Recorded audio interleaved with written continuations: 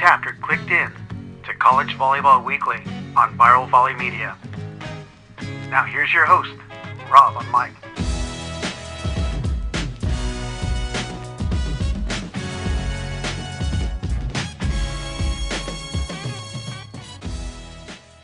Hey, good day, everyone. Episode 5 of College Volleyball Weekly in our 5th week of the NCAA Collegiate Men's Volleyball season. On screen, Brad Rossstatter of UC San Diego, Dan Friend of Lewis, Theo Edwards of CSUN, and Jay Hosick of George Mason.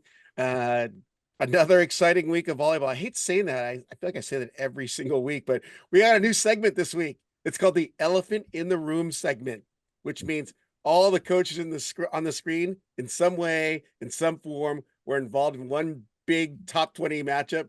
And maybe we did expect it to go that way, and maybe we didn't. We talked about being good and bad, but at least it wasn't ugly. But, you know, one of the great Western movies of all time.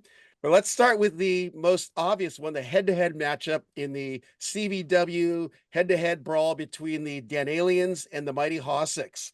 Let's go from the team that suffered the loss, Coach Hosick. Gee, thanks, Rob. Hey, Jay, at least your name is better than mine, okay? Like, I like your name better. Like, it's stupid Dan Aliens. Okay, for all you new listeners, it's George Mason faced off with Lewis in Chicago, and Jay, well, you know, at least he had good food over the weekend, right? Well, yeah, that you know, never let it be said that I didn't know where the good restaurants are anywhere we travel to. You know, the reality is Dan's team played really well, and we came out flat and couldn't match their energy and couldn't match their execution. And, you know, when those two things happen, usually it's not going to work out in your favor, but hats off to Dan's team. They deserved the win. And my guys, you know, afterwards knew that they had not played their best. And that's, you know, something we've got to work on moving forward. We can't be up and down, but, you know, I'm not saying anything about our team specifically. It's more about Dan's team playing well at the moment when it mattered, and, you know, hats off to him. So, you know, I'm 1-3 against these guys, or 1-2. I guess it was only 4 of us, 1-2, but no, you got beat Rob over here, right? Yeah, that counted. Oh, that's right. I'm 2-2. 2-2. Thanks, I appreciate that. I'm helping you out, Jay. Well, and listen, if you look at Rob's spreadsheet, he has the EIVA being 0-2 against the Big West. You better change that, Rob. Better change that. But no, listen, the reality is you know, good teams are you know, having good and bad weeks, and it's the nature of the beast. There's lots of parity, and it's a lot of fun to watch. And, you know, I still like what my guys are doing. We got to execute when it matters most. So we'll get back in the drawing board and get sweaty and get better, and, you know, move on to conference. Let's jump over to Dan of the Lewis Flyers. Yeah, I mean, ultimately, Jay hit a lot of that. I think we had some guys that executed pretty well for us, and then we went into the next night and didn't execute quite as well as we did the night before. And so I think when you're working to get better, that's part of it sometimes. And sometimes you look at the top 5 group, top 10 group at times, but really top 5. And you're even seeing the shakeup there. Like, teams are trying to work through things and execution in January. And we blocked really well on Friday night, blocked 15 balls, and blocked 5 balls on Saturday night. And LIU blocked 15 against us. And so I think the ability, like, when you play different teams and different styles, the ability to kind of, like, if you look at that, I mean, Mason and LIU are totally different in terms of how they play.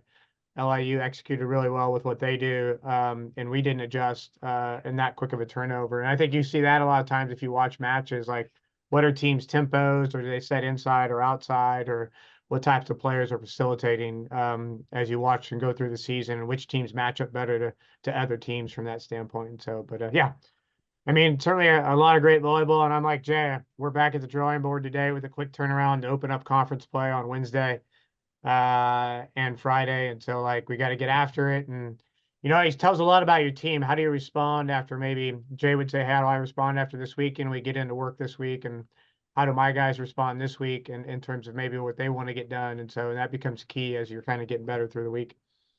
Well, it's not to shake salt when I just have to mention the results so our viewers and listeners know what we're talking about. So one of the upsets of the week was the NEC's Long Island University beat Dan's Flyers in Chicago 3-1 off the top of my head. I'm looking for the result.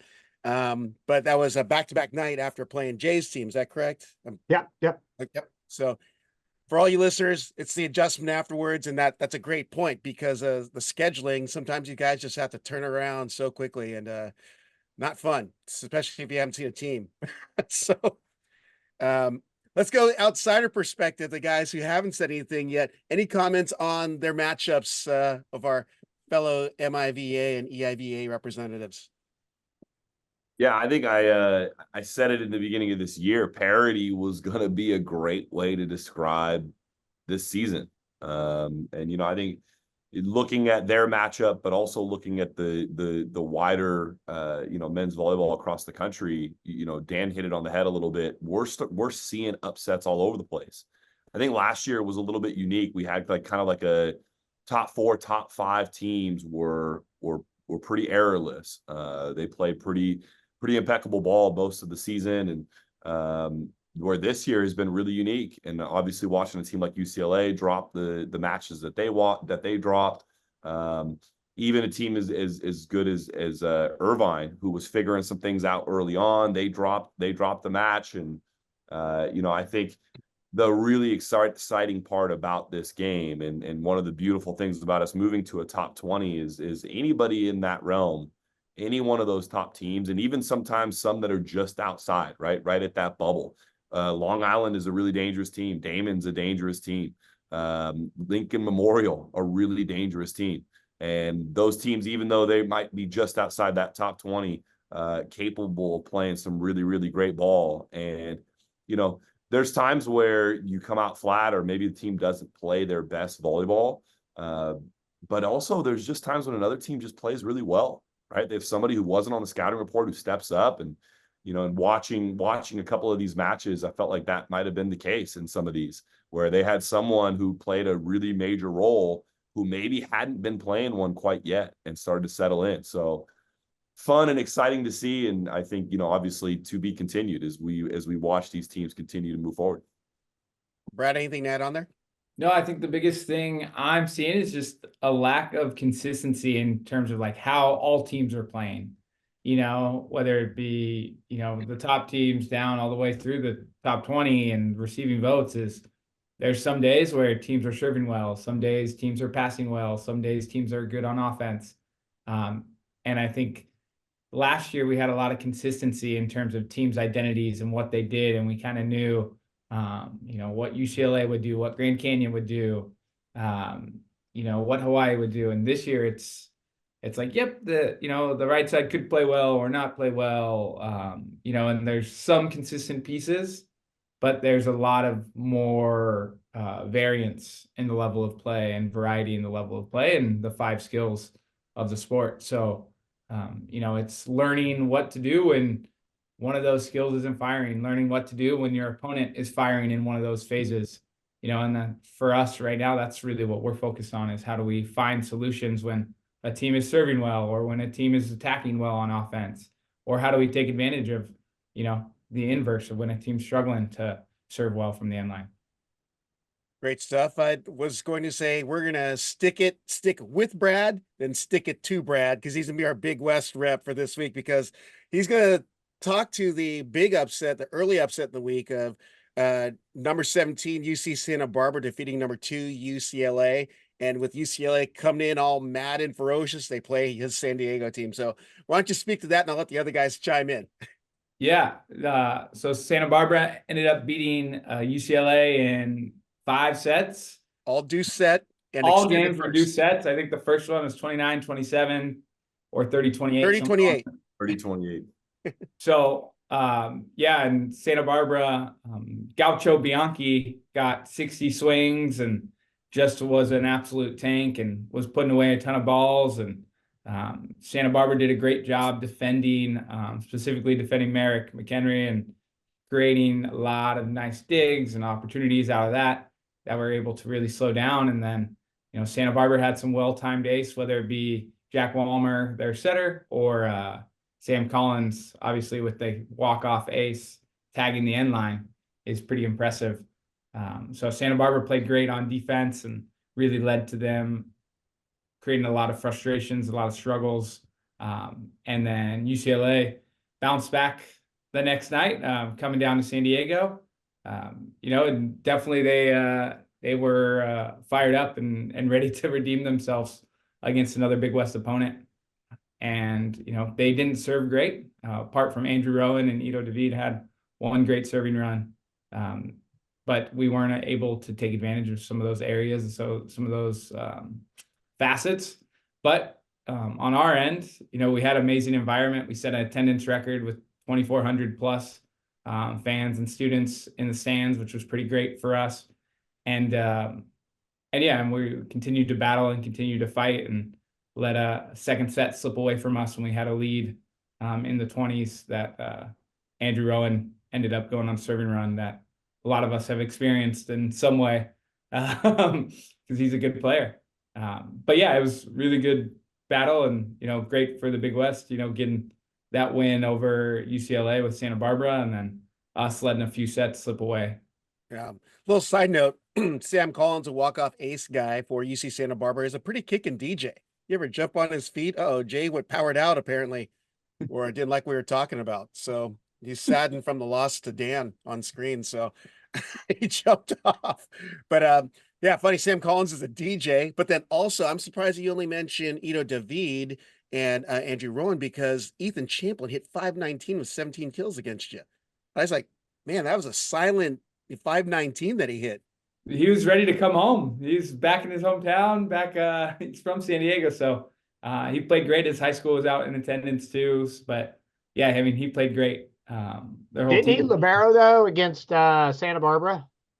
They subbed him in for, he would come in and serve for Guy Jennis. Right. He would come in and serve and then play through the back row when they subbed him out. So with that, any input from our coaching panel on screen about the Big West San Diego, Santa Barbara week? Yeah. I think Hey, Jay's back. Hey, Jay's back. Did everybody see that? Yeah, I guess we didn't pay our internet bill on time.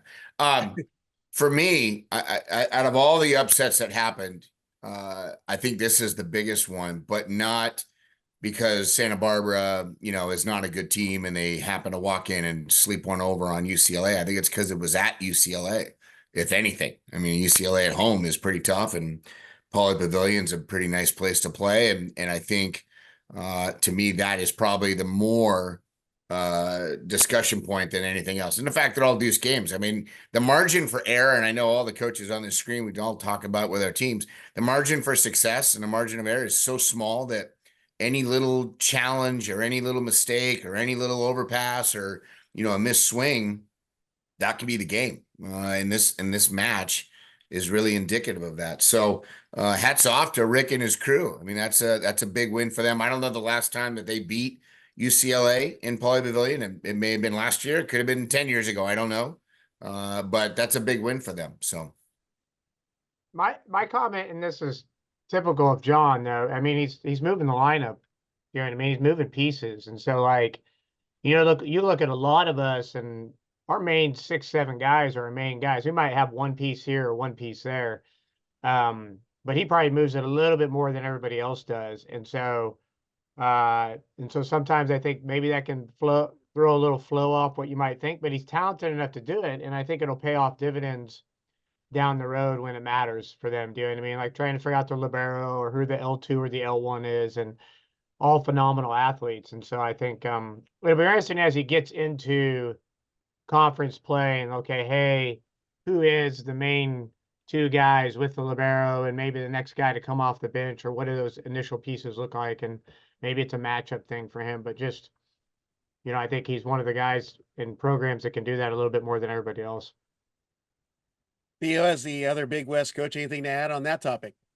Yeah, no, I mean, I liked what Dan was talking about because I think it's obviously it's a testament to their depth, right? To be able to take a guy like Ethan Champlin and not have him be playing outside at any point in a match shows you how deep that team is and how talented they are.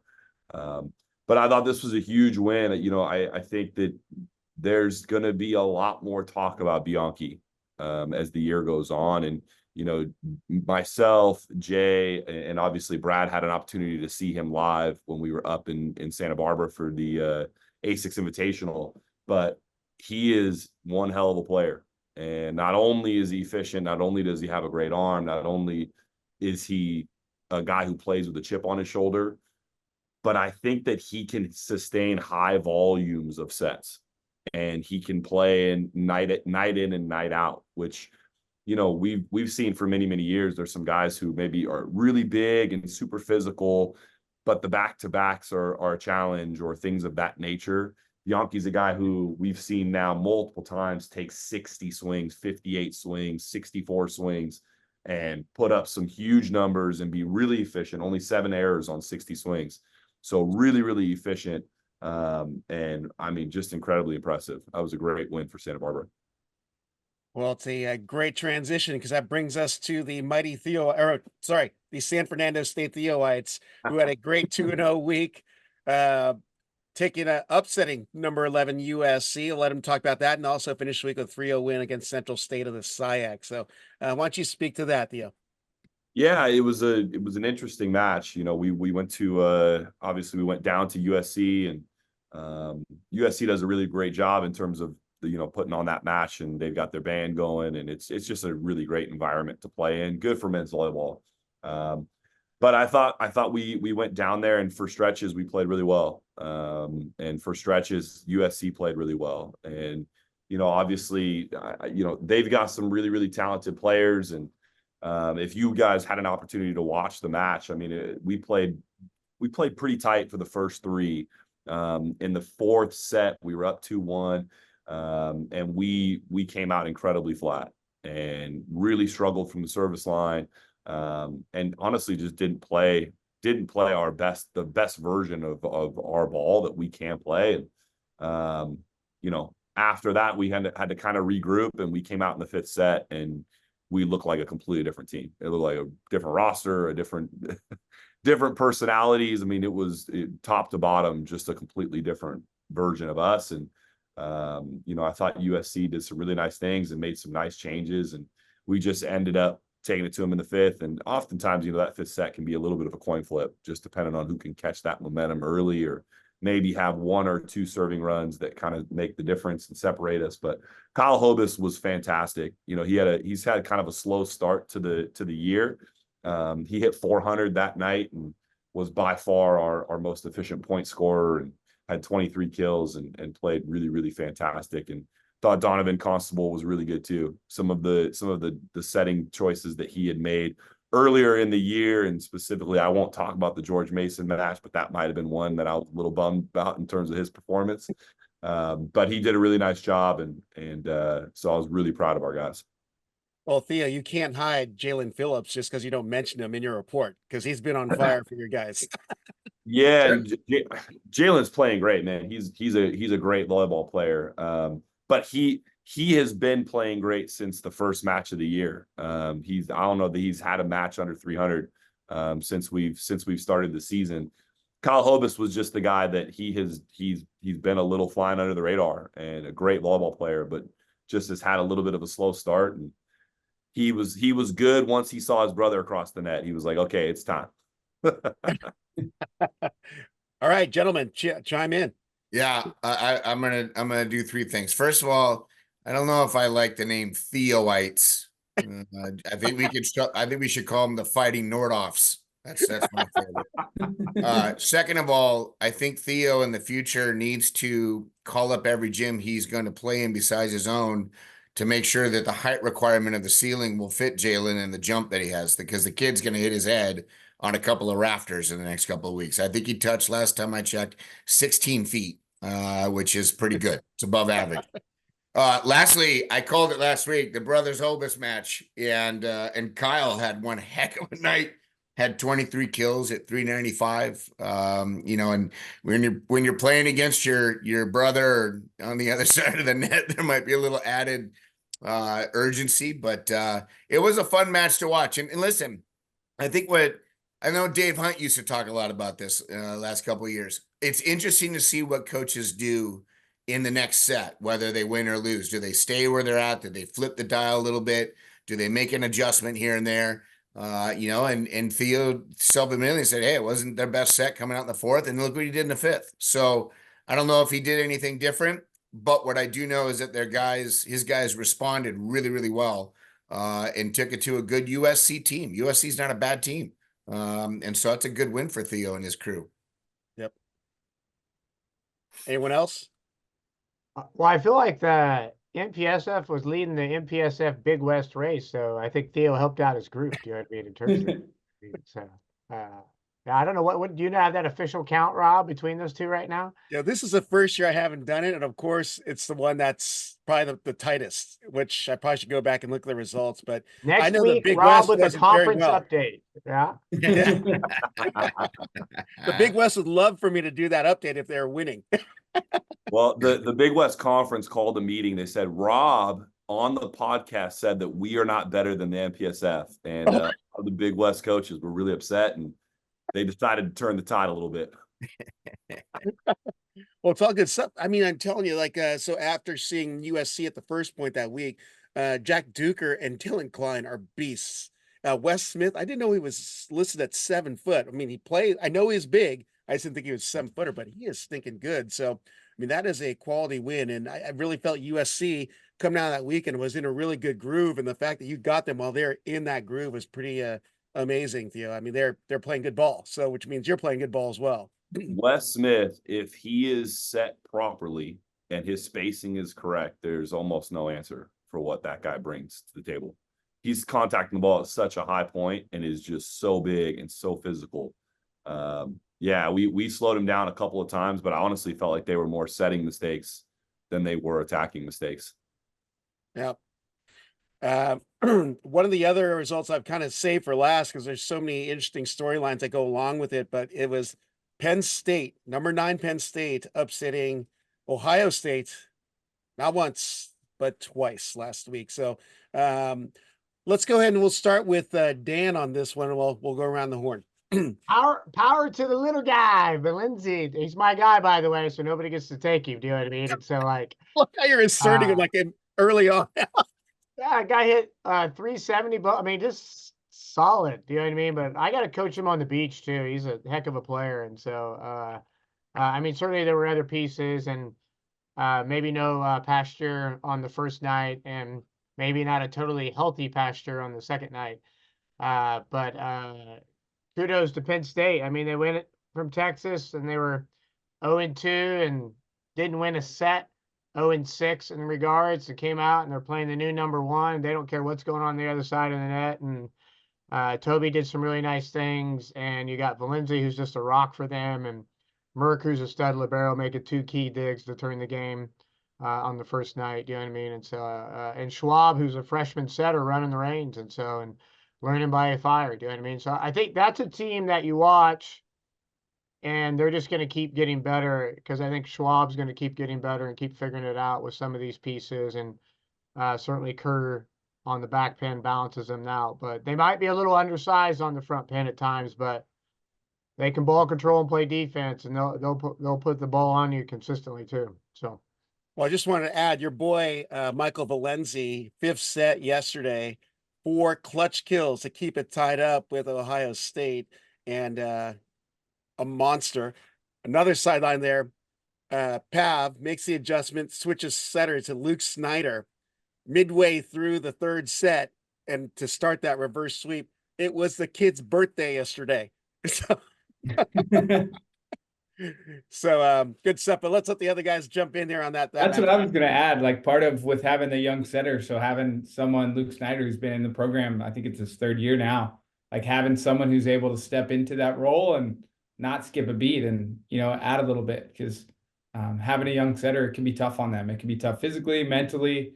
You have to be dialed in for long periods of time. So being able to see Luke Snyder step in there and kind of really fill that role within the team is not easy. It's very, very difficult. And him coming in and really upgrading that offense and upgrading and really kind of finding that connection with Valenzi, who is also going to be my pick for player of the week, so we can fight over it when we get there.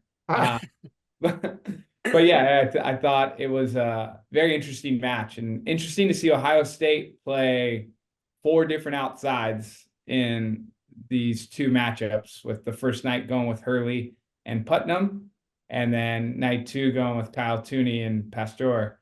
So yeah, I think figuring out who's the outside with Pasteur is what they're trying to figure out and what they're trying to work through. And when we played them, Putnam came in for Hurley, so it's interesting to see. Good problems to have, right? Having 4 outsides that can do that, but interesting to see where Birch ends up settling down on. They hit 500 the first 2 games and then dropped to like under 100 the next 3 games. Yep. On that second match, right? Yeah. I was shocked that the turnaround so fast on that. Right. But I mean, that's what happens, right? You make the adjustment and everyone just kind of goes wonky. Yeah. Well, I get the adjustment on Penn State, but not the adjust. I mean, Ohio State just like that was an interesting tale, I think. You know what I mean in terms of that. So because they were hitting like 500 plus, I believe, in the first 2, and it went down to 0 something in the sets 3 through 5. Well, and the big talk of, the topic of discussion amongst all the coaches across the country was when we heard Pasteur was not there on the first night. There was some questions whether or not it was a major injury or if it was just kind of a minor one. And obviously him coming back out the next time he played shows that he's coming back and maybe he wasn't his best. But, hats off to Penn State. And it's pronounced Schwab, not Schwab. And the only reason I know that is his dad played at Mason. So if I were to call him Schwab, I might be missing some future donations. But regardless, Luke Schneider's been there, I think, for 4 years now. And he has been behind Cole Bogner all those years. And he came in this year, and all of a sudden Schwab got the leading call. And I think Luke was like, look, I'm tired of sitting. I need to get out there and make something happen. He got his name called. And look what he did. That's pretty cool. And on his birthday, that's pretty cool too. It'll be interesting to see what Ohio State does moving forward. If they find somebody to be able to go out there past year and make something happen. But, those are big wins for Penn State. And it shows that, they're not kind of rebuilding. They're just kind of reloading around the dial, and they're going to be a handful come tournament time. It's a good win for them. Do you think like, if you lose a Big Ten match like that, like Birch's bosses are coming in and going like, we're docking your pay this year, buddy. What are you doing, dude? Well, one of the interesting factoids that came up on the Penn State release is, let's see, it says that one of the teams was ranked #1 in the nation 3 of the past 4 meetings when they faced each other. So I was like, wow, great testament to the programs that are non-West Coast, without a doubt. So anything else to add on the Ohio State Penn State matchup last week, guys? Didn't Ohio State beat Penn State last year when they were #1? It's just that's funny. Yeah. Yep, that's correct. Something on the other undefeated teams you're watching from the end of last week's shows, Charleston ended up getting beaten by Lincoln Memorial. Didn't get to follow that match. It was a 5-set nail biter. Any thoughts? Did you guys get to look at the stat lines at all on that? Yeah, Lincoln Memorial's good when they're at home. They're a scrappy little team, and they play with a big chip on their shoulder, and that gym is not easy to play in. And so hats off to them for beating Charleston team that I haven't watched a ton of yet. I'm probably going to start watching them pretty soon because we have them in a few weeks. But Luke has got a program that is not one to be trifled with, and Lincoln Memorial said we don't care. So hats off to those guys. That's a nice win. Anything else, gentlemen? Yeah, I saw pieces of it, and really there's the difference was Cole Gooch at setter, and we talked about him a lot last year. But they hit 282 as opposed to Charleston, and hit just above 200. And that ended up being the big difference over the course of the match because they were pretty much the same everywhere else, in a lot of different spots and statistically. So Cole making that difference, and a player to watch out for, Ross Jesse Delancey for Charleston. He was SIAC Player of the Year or Conference MVP, somewhere along those lines. And I think he had 20 kills, and he's an impressive athlete, and just going to keep getting better at volleyball. So he's fun to watch. Excellent. Well, let's look at the other eye-catching results of the week. Grand Canyon is off, so they are, we're still not able to speak to them this week, but that's a team to watch out for. But the other team that's still undefeated, Long Beach State, they blasted Pepperdine, who is ranked 10th, and then kept it going for their CUI match on Saturday. I mean, I looked at the scores. I was like, wow, they just did not take their foot off the pedal. But they're playing on a mission this year. But I want to get your guys' take because you're looking at the play, you're watching their video, and you're familiar with the players. But thoughts on what Long Beach State is doing? Because we're probably going to see a new number one this week. Let's be real. Yeah, I'll go first because I'll be brief. It's rare to see a team hang a single-digit number on one team. I haven't remembered the day to see it happen twice in the same match, holding Concordia Irvine to 2 single-digit game scores. That's pretty sad and scary if you're anybody facing them in the future, because Long Beach is capable of doing some damage. So yeah, that's my initial thought. All And right. I'll add on to that. Pepperdine barely got 21 in their 3 games. So I didn't watch the match, but like, and Pepperdine's a good group playing some good volleyball. So it's like, yeah, kudos to, we saw Long Beach go through the East Coast last week and then get back home and take care of business right away. So yeah, might be your new number one. We'll see. So. And Long Beach, very interesting to watch. They have Clark Godbold playing on the left now, passing a little bit, but then they also have the Canadian outside hitter playing on the right. Skylar Varga. Varga? Yep. Yeah, they'll do some various serve-receive rotations where they have Varga passing instead of Clark, Godbold, and it's just pretty interesting. And you see them kind of trying and experiment with a couple different things to get Mason Briggs, who's one of the best, if not the best libero in the country, and Saponis passing as many balls as possible. And they have this guy named Mason Briggs who's pretty good too. Yeah, I think I mentioned it a little bit last week, but I felt like in watching them on their Midwest swing, their East Coast swing, they were starting to put some things together. And like Brad said, they were experimenting with some different things. And for sure, what they're doing with Godbold is interesting, because he has always been a player who has struggled from a passing perspective, but has always had the arm swing that has truly fit well on the left. And so to see them start to find a way to utilize that, I mean, he hit 636 against Concordia and he hit 476 against Pepperdine. And like these guys said, it's one thing to win. It's one thing to win in 3. It's a whole nother to absolutely blow a team out. And so in order to do that, what you have to be is incredibly efficient from the service line.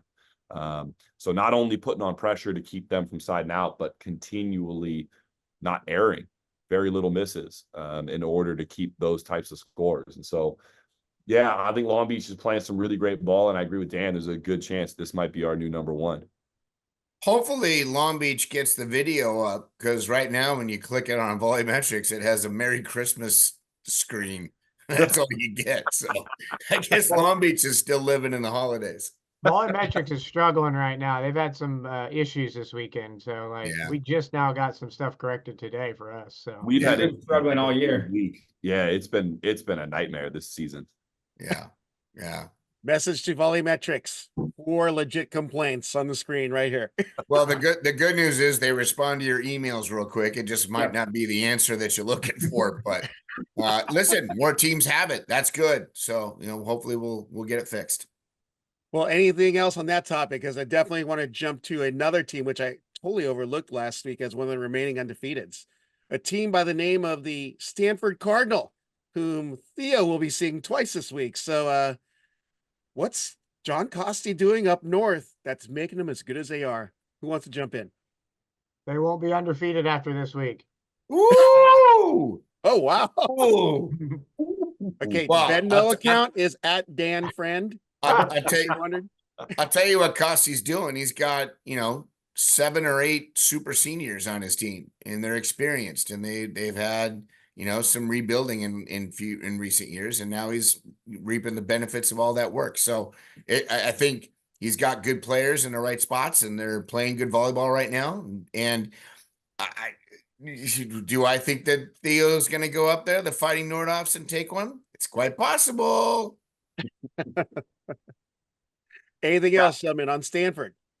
Yeah, I mean, it's funny, we haven't spent a ton of time truly breaking them down and understanding what it exactly is that they're doing, but it's no surprise. And Jay kind of hit it on the head. They've got some experience. They're obviously incredibly talented, and just starting to really put it together and play some great ball. So we're excited. We're excited for the opportunity. We're excited to get up there. The first one's in Burnham. I think the second one is in Maples. But excited to have an opportunity to take them on, and excited for the challenge that it's going to be for our guys. You better call Cossey. I don't know if Burnham's ceiling height is high enough for Jalen. I want to check that.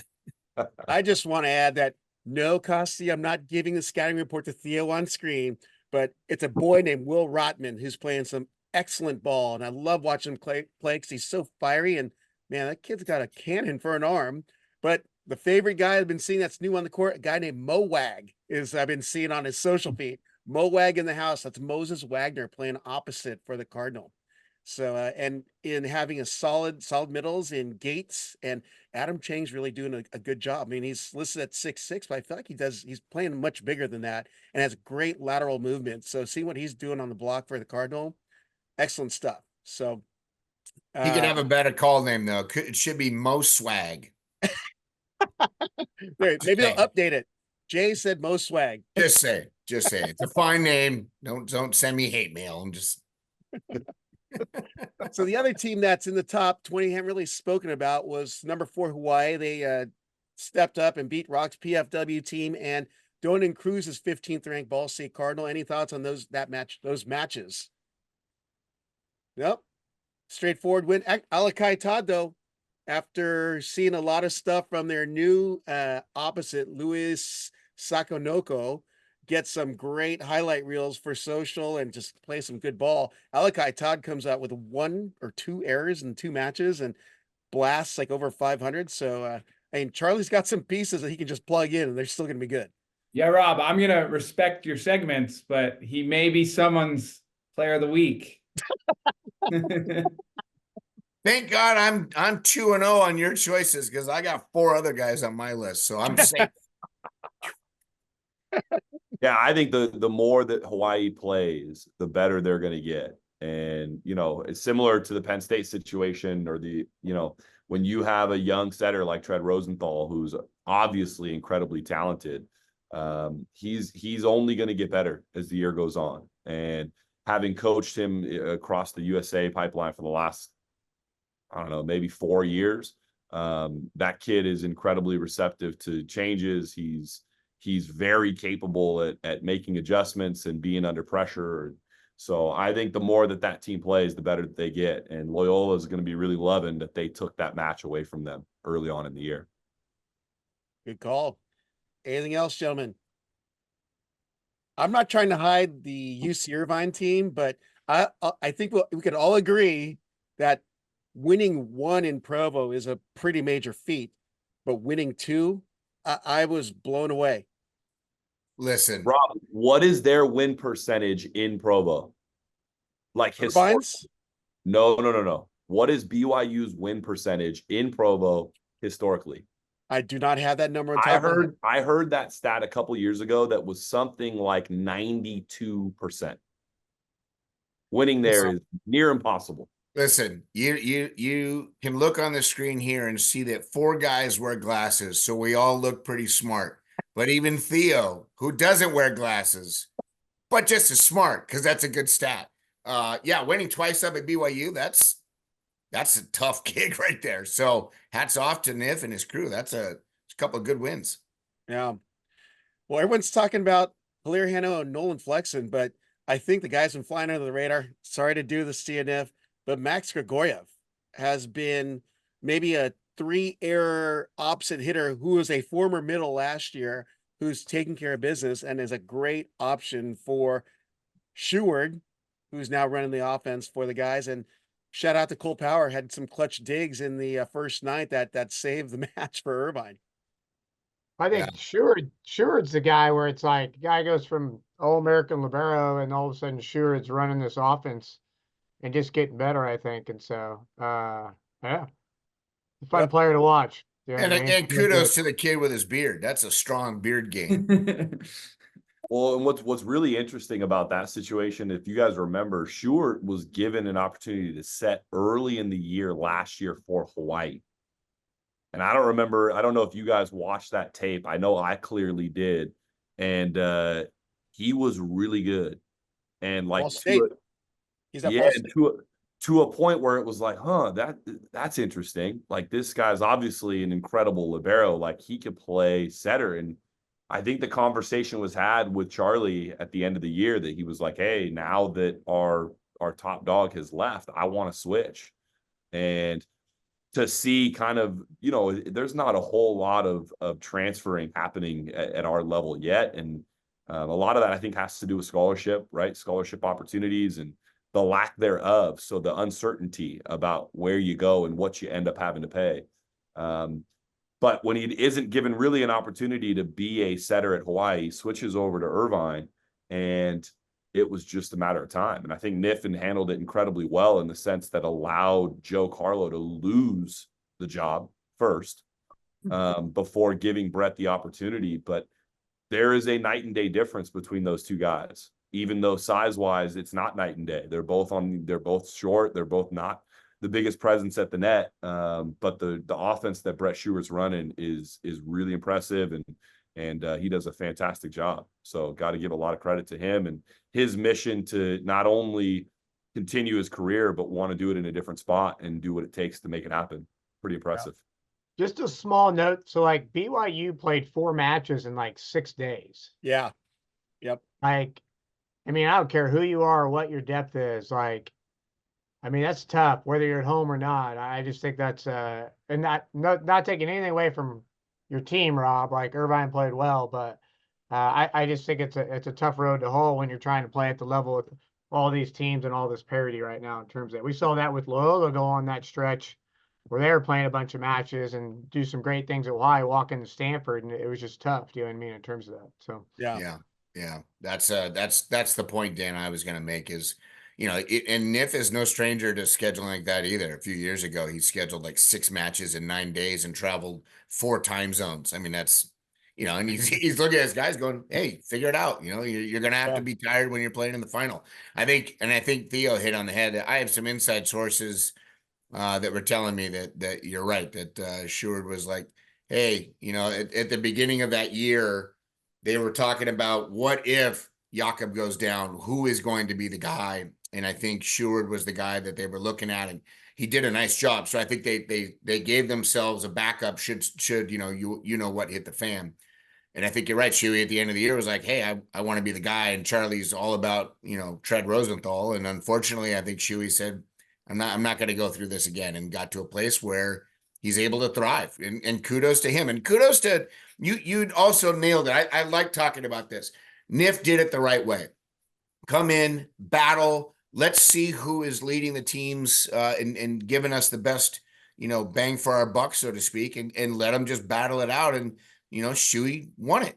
Carlos is still a great setter. Joe Carlos there's a lot of teams in the country that would love to have him in their gym, but the fact remains is that Shuey just seems to be a little bit more of a steady presence at the net. And that's an awesome job by that kid. So. Well, little known fact, Joe Carlos is one of the main guys who said, bring him in.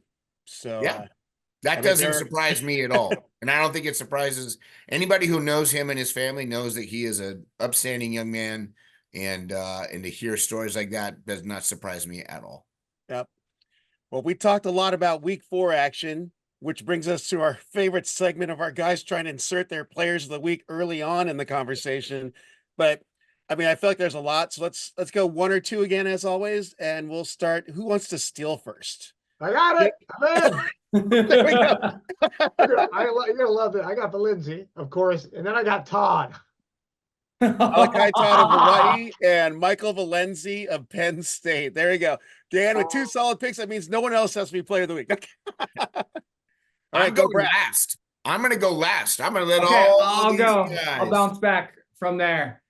I'll go Cale Spencer, Long Island University. 13 kills, 3 aces against Lewis. Great performance there. And then I'll also go Clark Godbald as well. Yeah, great choices. Theo. Yeah, I'll go just to throw a little salt on George Mason. I'll go Parker Van Buren. Parker Van Buren. He had a heck of a night and a good week. And then I'm gonna throw Hilaire Heno in there. That 20 kill hitting 500 against BYU. That was pretty impressive. And he beat altitude. Yeah, no kidding. It doesn't exist. We're gonna have that debate again. Not so fast, my friend. I'm gonna give you my two. Here's my fun one to watch. And remember, go back into the earlier episodes. I told you Long Island was going to be a team to watch. They got a little kid named Gia Colazzo. He's listed at 6'2". If he's 5'10", I'd be surprised. But that kid has got a cannon for an arm. And if you want to talk about a serve that has movement and tail to it, that kid's ridiculous. But I'm going to go Jesty Bianchi with 27 kills to take Santa Barbara to the victory in Pauley Pavilion. The kid hit 333 for the night. And do an indirect salt throwing onto Brad somehow, some way. I got the tons of salt thrown at me. It's great. I love it. Hey, Jay, he actually reminds me of Drew Pickering. Yes. That's a 5'10" and just flew out of the gym and had a 45-inch vertical. Like there's some similarities with that. And that is a great call. Yeah. We haven't thrown a lot of salt until today, I think. So it's okay. It's encouraged. Well, with that, let's jump into what are we watching in week 5. And I believe MEVA starts this week. So that's Dan's conference, which, I mean, look at that. Pioneers of actually getting into conference play. So what's everyone watching? We'll go give you a chance to look here. But it's going to be a busy week. I can jump in. All right. To start off.